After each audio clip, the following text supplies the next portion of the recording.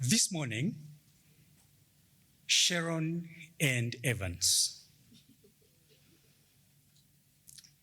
demonstrated what culture really is. And there are words of the former Director General of UNESCO, Irina Bokova, that I kind of like a lot. That culture is who we are, shapes our destiny, is a means of fostering respect and tolerance amongst people,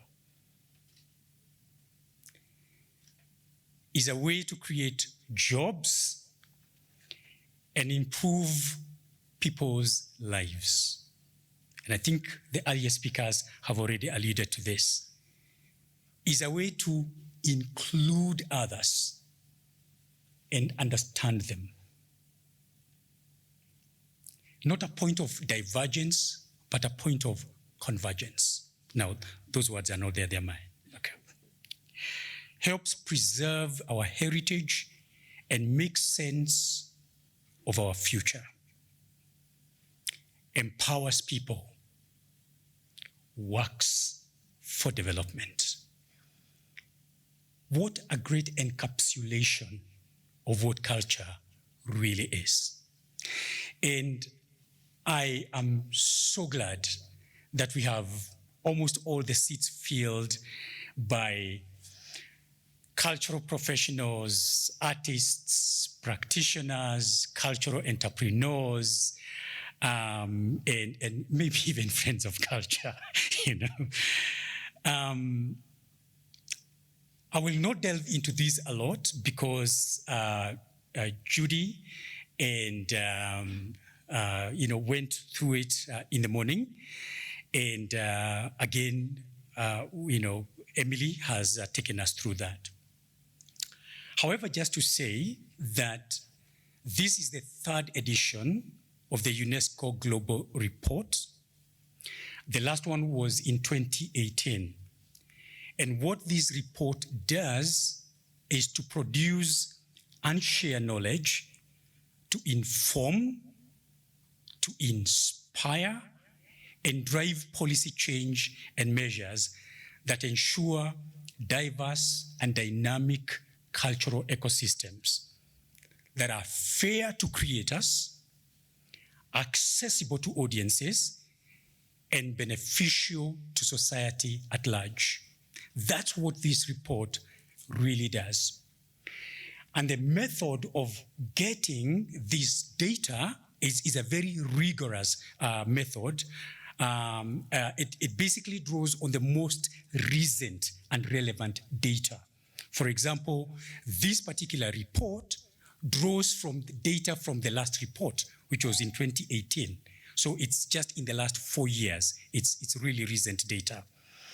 And the global report looks at, obviously, the global arena around the world. It looks at the regional scale, and it also looks at the national scale. And what it does is to measure progress. From the last reporting, what progress has been made in those last 4 years.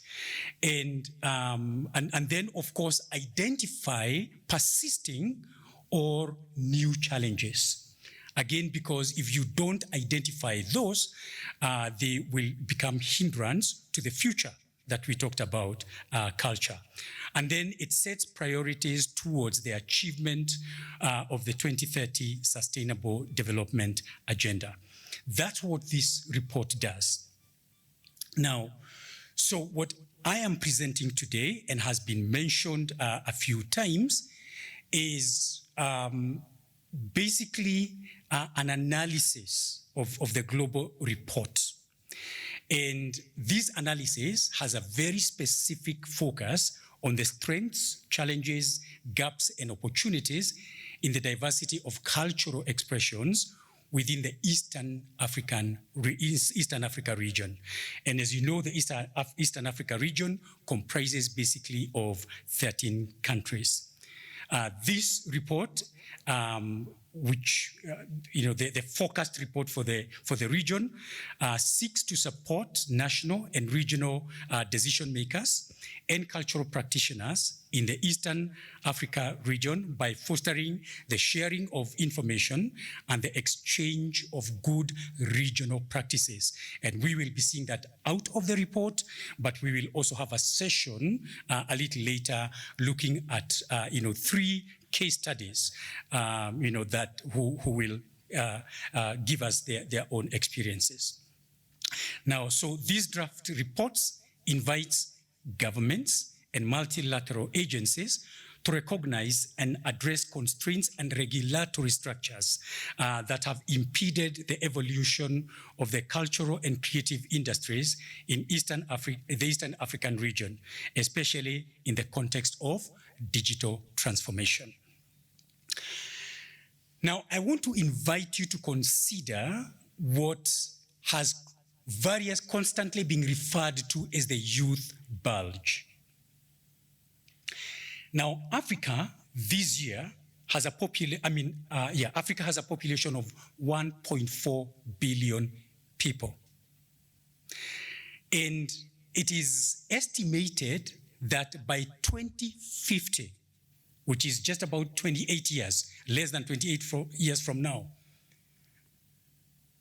1 billion people, of course the population will have grown, but the population of Africa, out of the total population, 1 billion will be youth under the age of 18. Now, I want you to relate that. The current population of Africa is 1.4 billion. By 2050, 1 billion of the population will comprise of people below 18 years. And by the turn of the century, 2100, there will be 4.2 billion people in Africa. Now, I need you to see that in the context of the rest of the world, because by that time, the global population will just be about 10 billion. In other words, out of every 4 people in the world, out of every 10 people in the world, 4 will be African. Now, I need you to put that in the context of our conversation because it's quite critical. Now, in Kenya,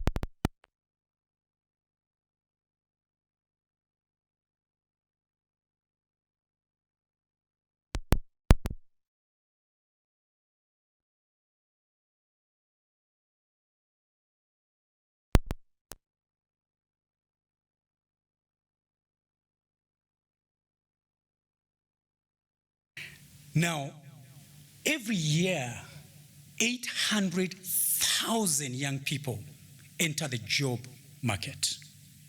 800,000. And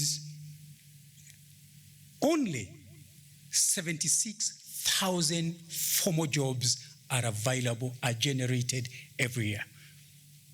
Only 76,000, less than 10% of the force that gets into the job market. I want you to consider that. Now, medium and small, micro and small medium enterprises in Kenya employ over 80% of the workforce. Now, can I tell you that out of the total workforce in Kenya, about 14 or so million, only less than 2 million are employed in the what you call the formal sector. The rest are employed in the micro and medium-sized enterprises. I would like you to hold that figure because we'll come to it a little later. Now, a study in 2007, unfortunately, it is like, 2007, I think there's another one that was done in 2013, but it showed that the total value of CCIs, the creative, cultural and creative industries in Kenya was 85 billion shillings. At that point, it represented 5.3% of the total GDP, which was at 1.6 trillion, okay? Now, and if you look at that list, you can, almost place yourself. But the cultural and creative industries around the world are amongst the fastest growing sectors, with an estimated global worth of 4.3 trillion US dollars. And the culture sector now accounts for about 6.1% of the global economy. Globally, that's the picture. The CCIs generated an annual revenues of 2.25 trillion US dollars 2015, okay? And nearly 30 million jobs. And employed more people aged between 15 and 29. I want you to relate that to the earlier data that we shared, all right? So the cultural and creative industries employ more young people than any other sector in the world. Now, the CCIs, however, having said that, even with a strong momentum in the development of CCIs globally, East Africa's share in those sectors remains quite small compared to other regions of the world.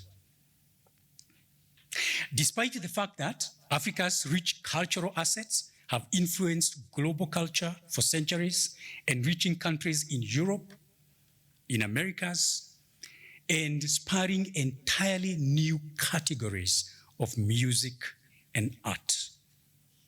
Isn't it a contradiction having such a youthful age, so many of them in MSMEs, and yet our contribution to both national and global economy is so negligible? Isn't that a contradiction? Now, if you look at the 2019 data from the Kenya National Bureau of Statistics, it shows that the value of the arts, entertainment, publishing, and broadcasting was only 41.7 billion. Remember we said 2007, there was a study that showed 85 billion. But the Kenya National Bureau of Statistics, only 2019, could only trace 41.7 billion to our industries. It represented only 0.83 of real GDP. Now, in 2007, the scoping that was done reported about 5.23 or 5.3%. The data from Kenya National Bureau of Statistics seems to suggest a different story so many years later. Now, let's look at that contribution to GDP in Kenya.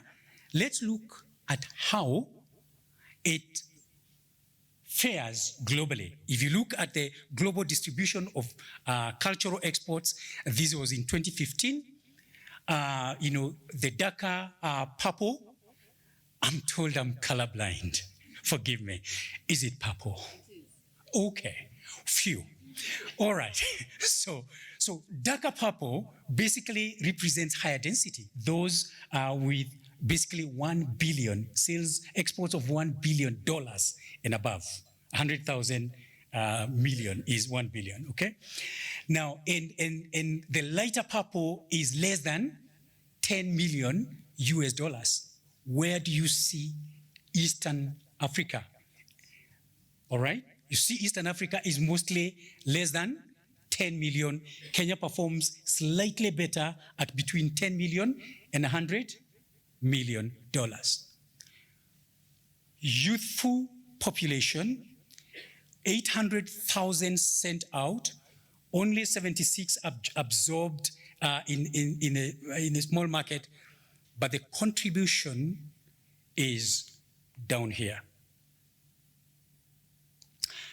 Now, so you can see the uneven distribution of production of cultural goods, and production is related to exports anyway. And to strike that balance, and Emily already talked about that, how essential it is to put in place preferential treatment, for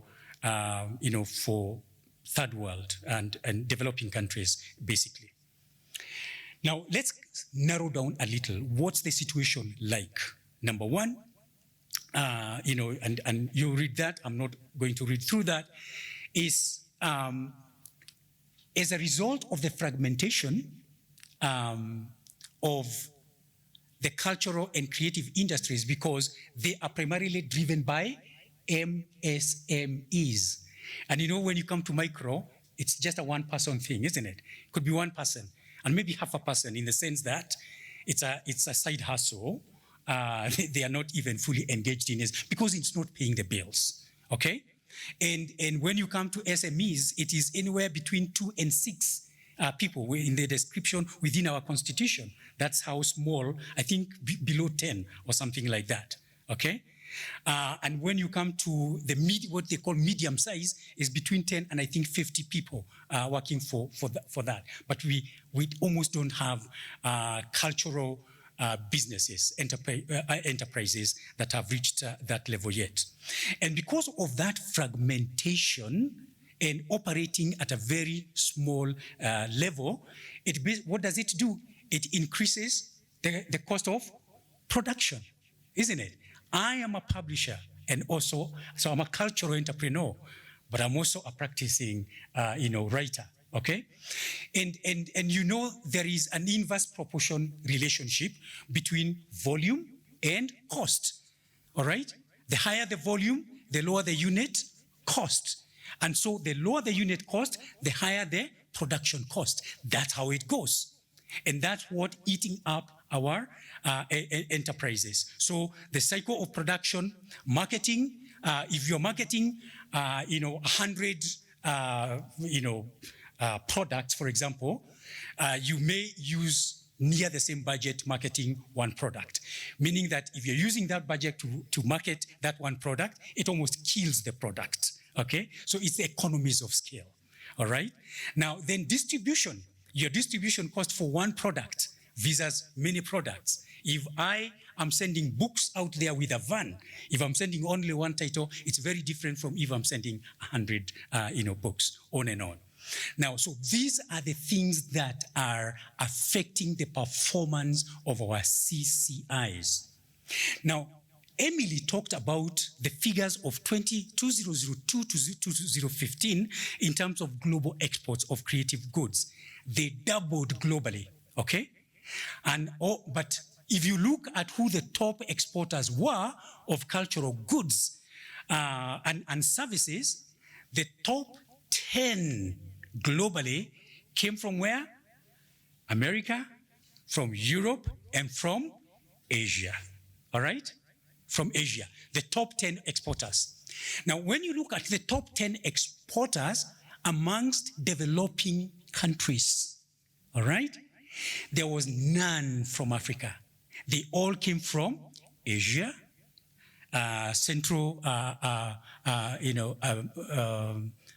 America, and Eastern Europe. All right, none from our continent or our region. It sounds like a gloomy picture, and you know what? It should provoke us to action, isn't it? To positive action, to say what has brought us here cannot take us forward. We have to rethink, because it hasn't worked. Now, how shall we approach it differently? Now, the good news is that there's a new global collective interest about the strategic role CCIs play in the economic growth of emerging countries, with several regional and international institutions identifying CCIs as priority areas. The reason I am saying this is because we talked about sharing of information. That's what this report is all about. because information, you know how powerful information can be, all right? And you know how enslaving ignorance can be, okay? Now, so this information is for you. In 2017, the African Union finalized the formal establishment of the African Audiovisual and Cinema Commission, AACC, to promote film and audiovisual industry in Africa. And there are filmmakers who are aware of this and are pursuing the underlying opportunities of this opportunity. Are there? All right? But African Union can't do this and then chase us to take advantage of it, all right? And in our pursuit of it, there might be disappointment, but only the persistent end up succeeding, isn't it? All right? Now, the French Development Agency, AFD, added CCIs to the list of intervention areas in 2019, and we will come to that a little later to see how it's expressing itself in Kenya. And in January 2020, the African Export-Import Bank, Afrexi Bank, announced the launch of a $500 million creative industry support fund. How many of us have tried to, tap into these resources, which includes a component focused on film and audiovisual. So those are positive things that are happening. I've only mentioned 3, there are many more. Now, but let's now zero into Kenya, okay? And I'd like us to look at the key cultural stakeholders. And we need to keep asking ourselves as we go on, how am I, as an artist, as a cultural professional, as a cultural entrepreneur, am I engaging, not through Twitter, meaningfully, constructively engaging in a structured dialogue with these key partners who are so crucial for the success of the CCIs. The Ministry of Sports, Culture and Heritage, mentioned a little earlier.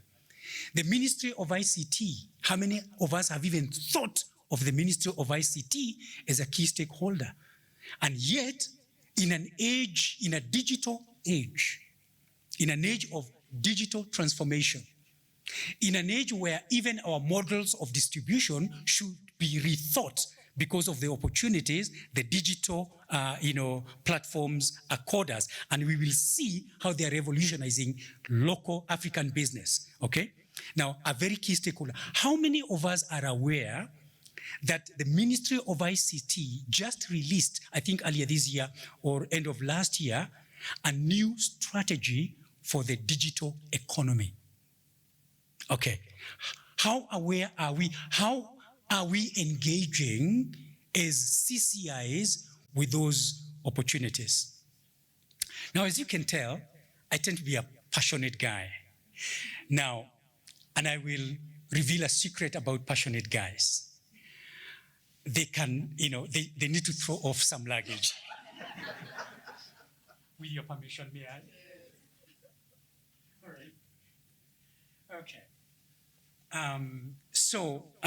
The Ministry of ICT, Kekobo. How do we engage with Kekobo? Throwing barbs, la la la, but Kekobo is doing serious work. Their role in achieving the new Copyright Amendment, Kenya Copyright Amendment Act 2022, with stakeholders, some of who are here, was quite critical. Another role they play is enforcement, and we will see what happens to the lack of enforcement a little later, okay? County assemblies, devolution is real. There are resources and there are opportunities right kule mashinani. Are we engaging? How well are we engaging with our county governments? And of course, civil society, and we have huge representation from civil society here. The second stakeholder is associations and guilds. Who are these? Again, I'm mentioning just a few. MCSK, Kenya Film, there's Kenya Film Corporation, and then there's a Kenya Film Classification Board. and Classification Board. There is the Creative Economy Working Group, well represented here. And there are people like the Kenya Publishers Association, in the book publishing sector. Okay. Now, but again, what are the interactions between these two stakeholders? All right? What are outputs we can say out of those engagements we can point at in the last 4 years of that this report is featuring on? And the third one is academia and research. And I'm so delighted, again, that, academia is very well represented here, and there will be a conversation a little later. Universities, TVET institutions, and government has worked extremely hard in the last about 7 or so years to completely reset our TVET institutions. And today, there are some very high-flying secondary school performers who have said, no, I'm not going to university. I'm taking these other options, okay? Tertiary colleges, secondary schools. And we talk of secondary schools, especially now with the competency-based curriculum, because at junior level, the students make a choice for pathways. And right now, there is a whole pathway for arts, for arts. How well did we engage to inform that curricula, and which could have come better, but how well are we engaging with the Ministry of Education to ensure that cultural artists and cultural professionals who may not have the papers, academic papers, but have demonstrated their abilities to influence that curricula, in how well are we engaging, okay? All right? Lakini wakati mwingi tunasema serikali saidia, havijafanya. The opportunities are there. I want you to keep thinking, how well are we engaging? How well is academia? What are the interactions between academia and the associations and guilds and the policy makers? What are there any interactions after all? Okay. Now, and then enablers. There are enablers, like, creative spaces. We don't have enough, but there are some that are already there. And sometimes it's like data. We talk about data and availability of data. But what are we doing with the little data that is there? How is it informing our decision making? How is it informing our cultural enterprises and shaping them? Okay. And all that. So those, so there is interest at the global level, but that interest will only benefit the local level to the extent that the local stakeholders are highly geared and engaged. The question is, are we? It's like an opportunity being there, but because you are not ready for it, it passes you by and it goes to the Far East. And they produce the top 10 exporters of cultural goods and services because they engaged, they were more organized, they were more structured, they didn't play in silos because there's a lot of me, na yangu, my little thing. The question is, would you rather, own 100% of very little or nothing? Okay? Or just 1% of $100 million? Is the question, and the choice is yours. Remember, it's a free country. It's a democracy, isn't it? Free choice. The choice, you can say, I want to own 100% of mine, which is like nothing when you finally release, or very little. Or do you want to play in a bigger pond? That's the question. Now, so the key themes captured, and now I'll move a little faster. That was laying the foundation. I'm so sorry, it took all the time. But I mean, even you know how building the house happens. you stay longer there at the foundation, isn't it? Now we can move, we can sail. We have a farmer launch pad. And the key themes covered in this report, we look at them. I will not go to the goals. Emily already did that very well, but it is all structured around the 4 goals, okay? And the first goal is one of sustainable, sustainable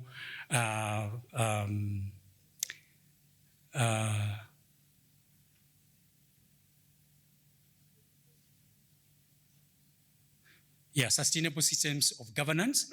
And the first area of reporting is the cultural and creative industries. Now, let me throw in a little, again, very current data. This is 2022 data, okay? Tried to look, 2021 and 2022 data. Now, the production and distribution of film and audiovisual works, audiovisual works is one of the most dynamic growth sectors, again, in the world, all right? Theme report 2021 showed that the combined global theatrical and home entertainment market grew 6% in 2021, last year, to $328.2 billion.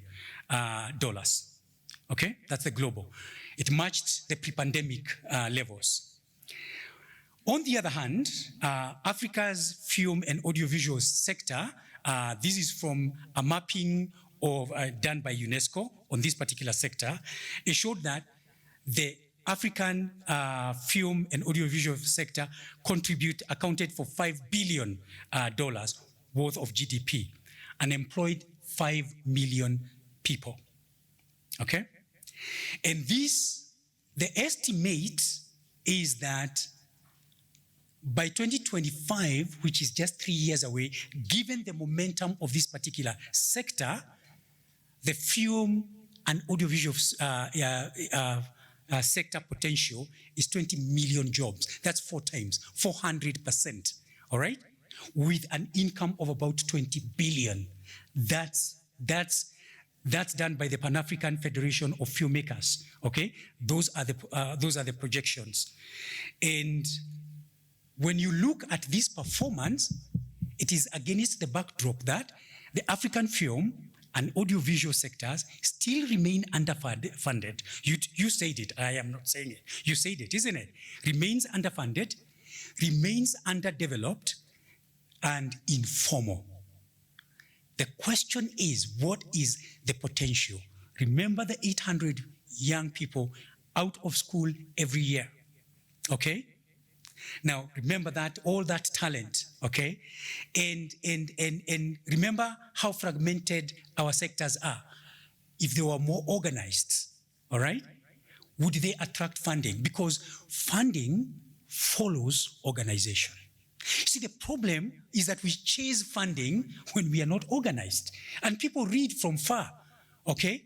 But when you are organized and you are structured and you have a case, even when you have nothing, you have a convincing case, funding will follow. So funding actually doesn't come first. I'm an entrepreneur and I know what I'm talking about. If I dreamt to the extent of my funding, of my resources, I won't dream too far, okay? Now, so that's the potential and how much more. Now, let me show you in numbers what our underinvestment means. Africa's cinema network, for example, I don't know whether you can read that. Africa's cinema network is the least developed globally with a total of 1,651 screens across Africa, translating to 1 screen per 787,000 people. 1 screen per over three quarters of a million people. The situation is even worse in Eastern Africa. It is more dire. 249 cinema screens in 13 countries. 249 cinema screens, and representing one screen per 1.83 million people. How easy is that to make film, to create a film culture? Yeah, it's difficult. It's difficult, isn't it? I mean, now compare this. Now look at Kenya. Kenya has just about 30 cinema screens. Okay, there are 11 different companies, cinema companies, but about 30 screens. All right. Now this represents one screen per 1.6 million people. Now, you know, we are so privileged because everything is in Nairobi, Mombasa, you know, Kisumu has how many? One. Nakuru has how? We don't, Nakuru City, all right, recognized recently as a, okay, not a single screen. You can see how difficult, therefore, it would be. It's working. We are trying to produce film, but where will people enjoy it, okay? The value chain is broken somewhere. Now, let me give you a quick comparison. In the United States in 2020, they had 44,111 screens, namely only 7,500 people per screen. Cozy, isn't it? China, 75,500 screens, amounting to 19,000 people per screen. Not too bad. India, 6,327 in 2019, representing at least 215,000. It's getting worse. France, 6,000, over 6,000, with about 10,900 per screen. So you can see why that sector is driving growth the way it is in those places, because the value chain has been properly developed. Can you develop a value chain as an MSME, as a micro? You cannot. It calls for concerted effort. Now, so what are the issues as I conclude on this particular segment? What are the issues?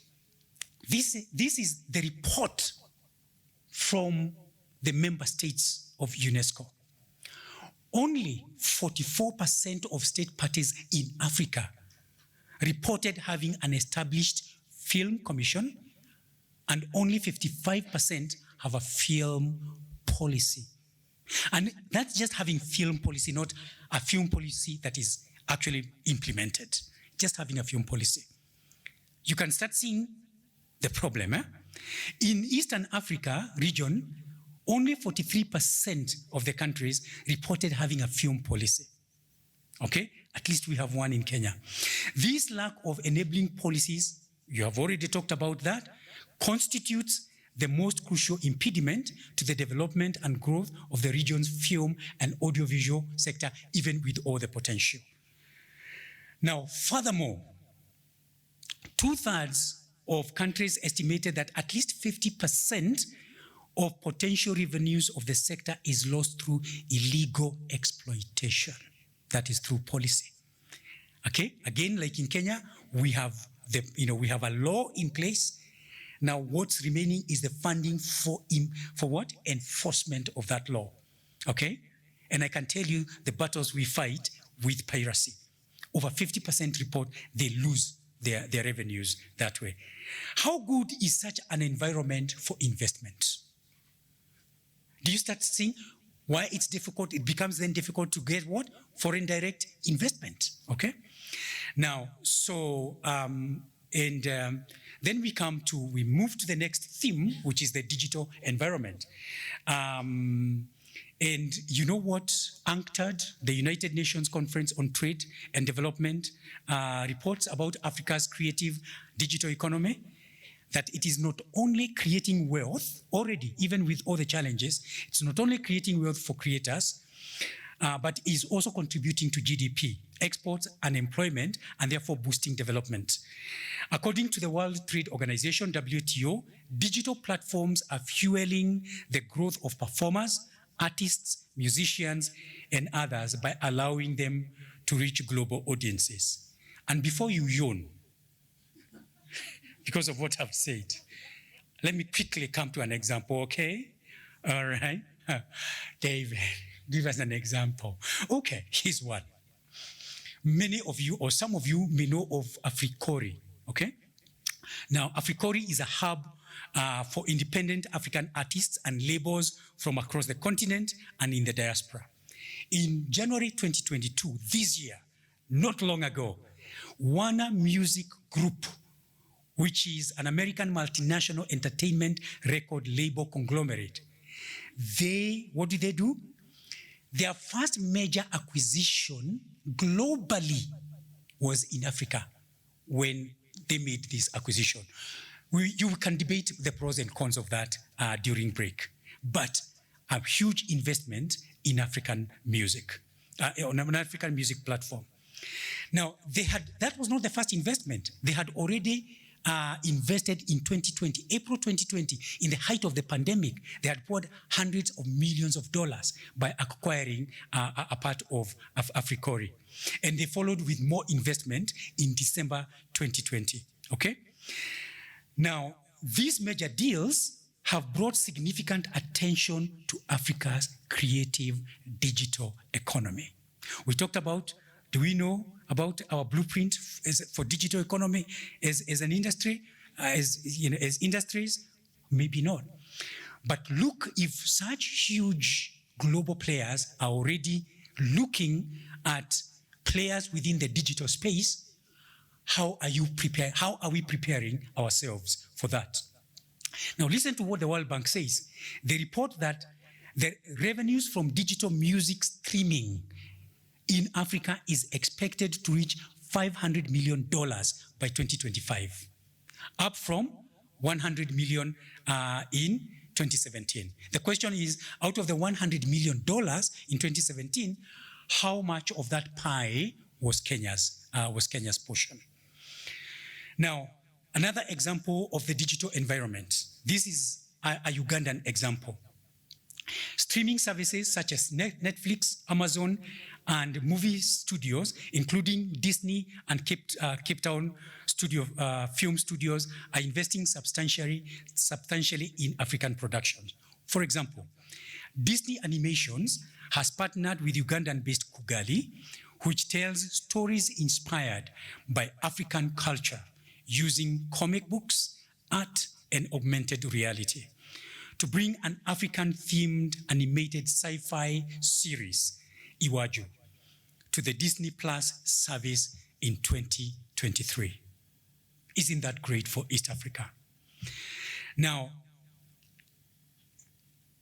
you probably know that last month, or are we in September now, or in August? Still in August. So it's not last month. In July, Kenya's first homegrown Netflix series, the family drama County Queen. And I've been promised, because we can't integrate our systems, we will play the trailer. Don't play it when we are speaking, okay? We will do it a little later. Now, the family drama County Queen premiered in July, just over 30 days ago, marking the beginning of a significant investment in Kenyan and African film by a streaming company. All right? Isn't that great? I think it is. Now, so the question is, how are we playing? How are we positioning ourselves to play as, the world and investment pours in our sector? Now, the other area that was reported on, that was being measured, was, how, well governments were partnering or, with civil society in the past 1 year, in the past 4 years. And multi-stakeholder governance basically goes beyond just policy making, okay? Good multi-stakeholder governance encourages actors from across the cultural ecosystem to actively participate and contribute not to an event of creating a policy, but to the entire process, all right? The entire process of you've created a policy, implementing the policy, monitoring monitoring the policy, and it becomes a continuous loop. All right? That is what an effective multi-governance system is.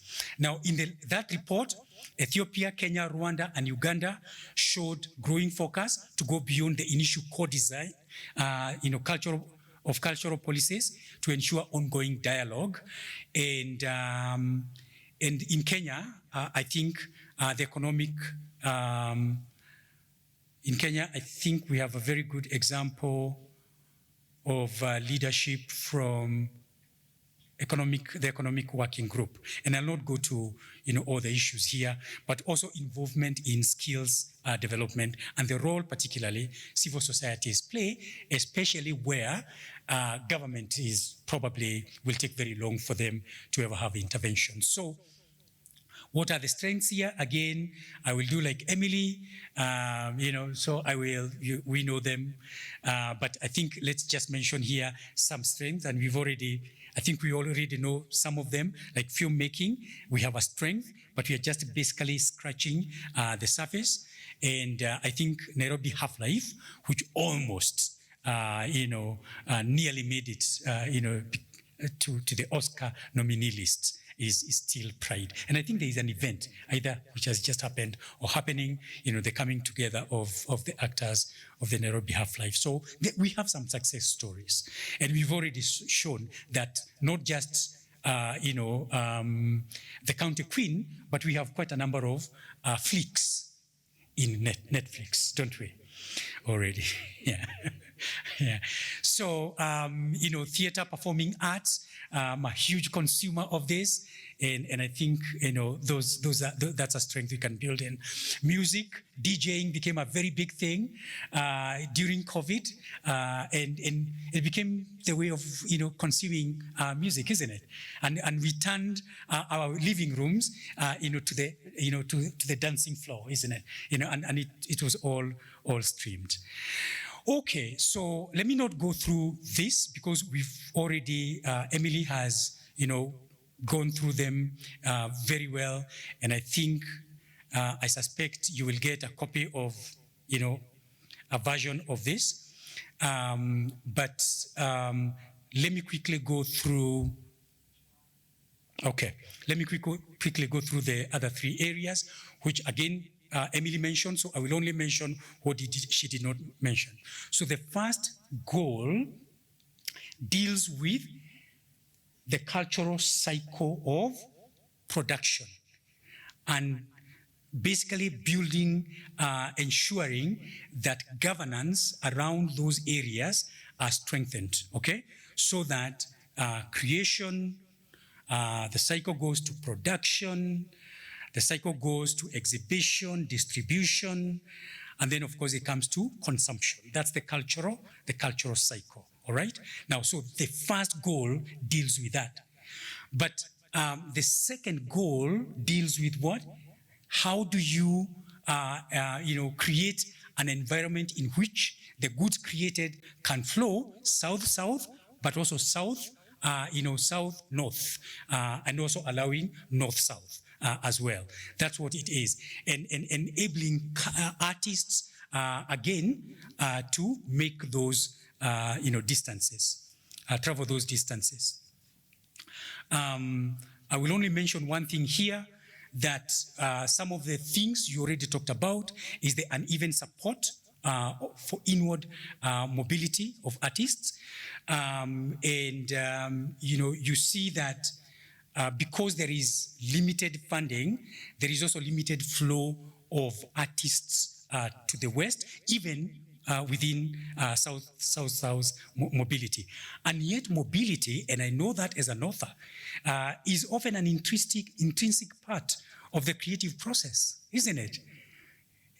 Travel is what opens, and seeing different cultures and different ways of doing things and engaging with other artists. This is, what opens up our creative juices and helps us improve on our productions. And so when that is limited, it also means we have a problem of quality. Remember, quality is a big issue when it comes to global competition. The global marketplace is a competition.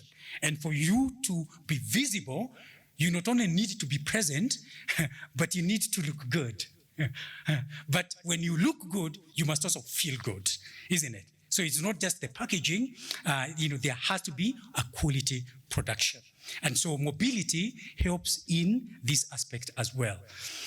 Mobility also offers a chance for larger public.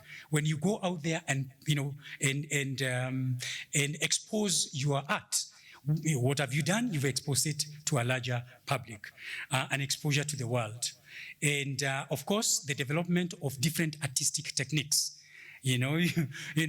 Art is dynamic, isn't it? It's dynamic. You can't say that's how I learned, that's what I was taught, that's what I will always do.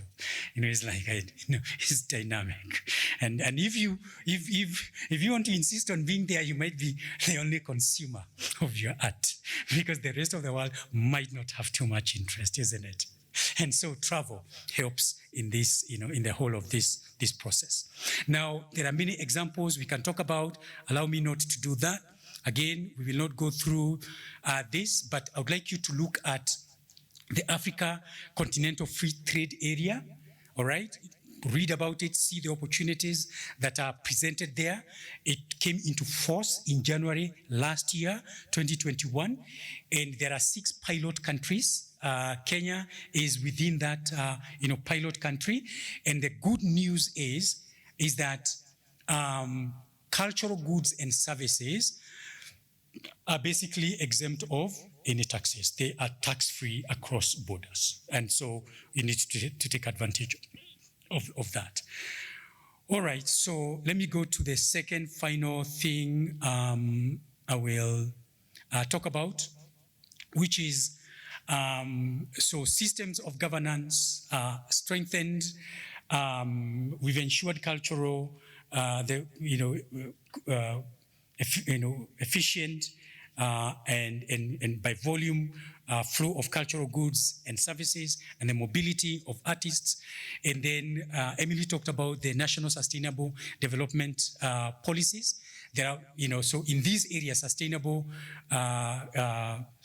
systems, it basically touches about nationally and internationally, okay? And we need to see how we are engaging in that. What I need to say here is that as artists and cultural professionals and entrepreneurs, we need to look at what the Kenya Vision 2030 says. But forget that. What I would like to say is that we are in the final MTP, I think MTP 4, isn't it? The final medium-term plan for Vision 2030. It's the very final one. Here is the problem, fellow artists, fellow cultural practitioners, fellow cultural entrepreneurs. Here is the problem.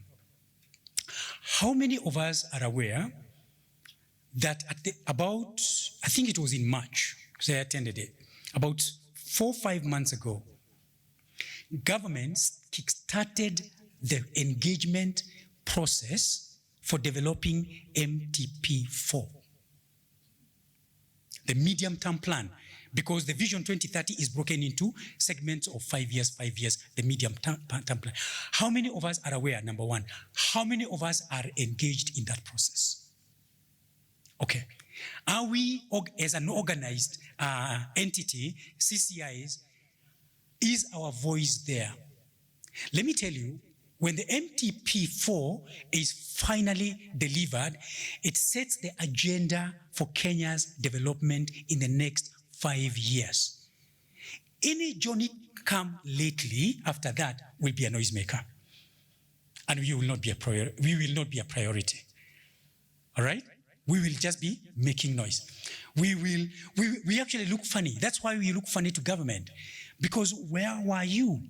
There was public participation. Remember, public participation is a constitutional requirement, and government is actually very serious on that, and they are structured.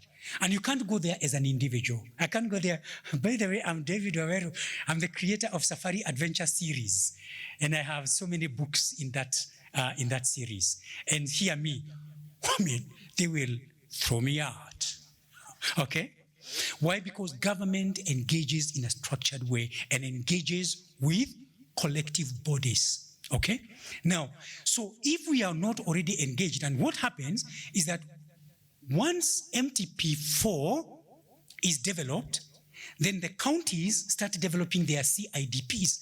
the county integrated development programs for the next 5 years.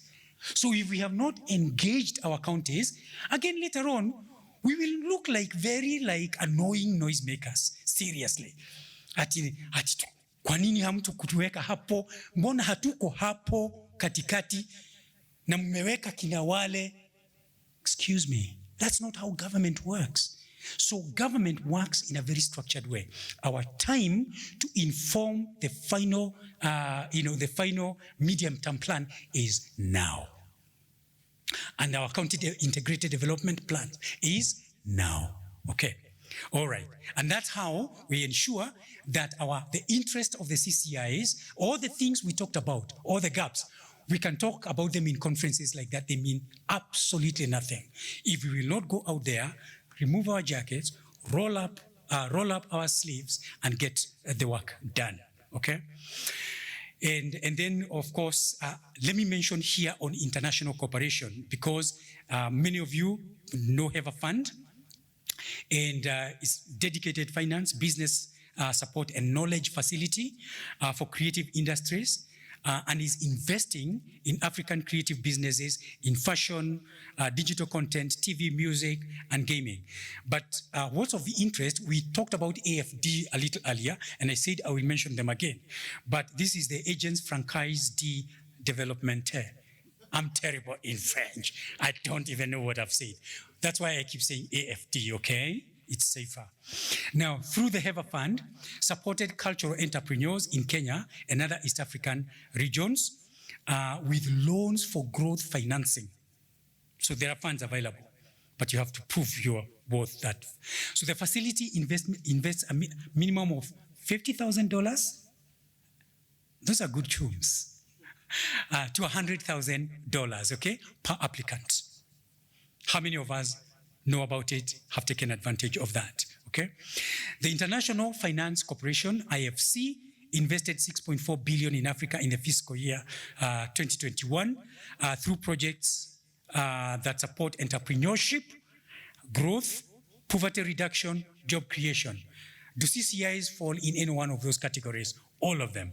And currently, IFC is exploring investments in Africa's creative space and are already undertaking a mapping of the market. How many of us know that? How many of us are engaging? Okay. Now, all right. So that's at the international level.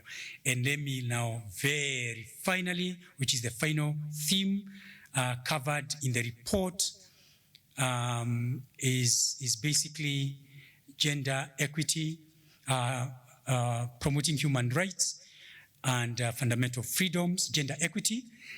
Reports continue about the underrepresentation of women, and especially in decision-making positions. And even when it comes to their art, it's either relegated, undervalued, and those issues that we are still dealing with.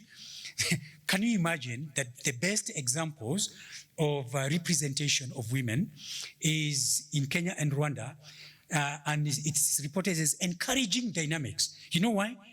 Because 30% of female professionals are behind or in front of the camera. That's what was reported as encouraging development. But you're going to start somewhere, isn't it? And we have already started. So that's another area, artistic freedom. And I think, let me just go to the recommendations. So this report recommends the following for Eastern Africa, Kenya included, is to significantly increase the region's share of global exports of cultural goods and services by transforming the abundance of talent and cultural assets. We talked about the 800,000 per year, and cultural assets into thriving sectors, strengthening the region's human and financial capacities, and increasing global competitiveness by helping the region's cultural producers to focus especially on quality. on film and TV shows, support their production and distribution through incentives like funding, subsidies and tax credits, and content quotas, which have already shown a bit of success, strengthening of the film and digital infrastructure, deployment of mechanisms to encourage co-production, and bolstering of the policy and legal framework to discourage pirating and infringement of IP, intellectual property. 3 is adopt and strengthen policies and enforceable legislation for the promotion of gender equality, as well as make continuous efforts to measure and monitor progress towards gender equality and gender diversity.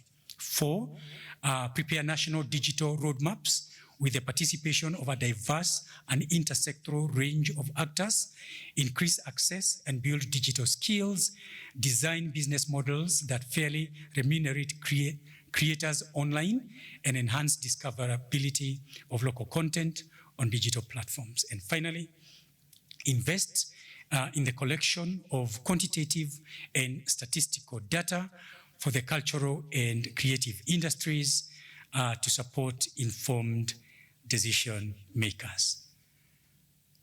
May I make an apology? I talked too much.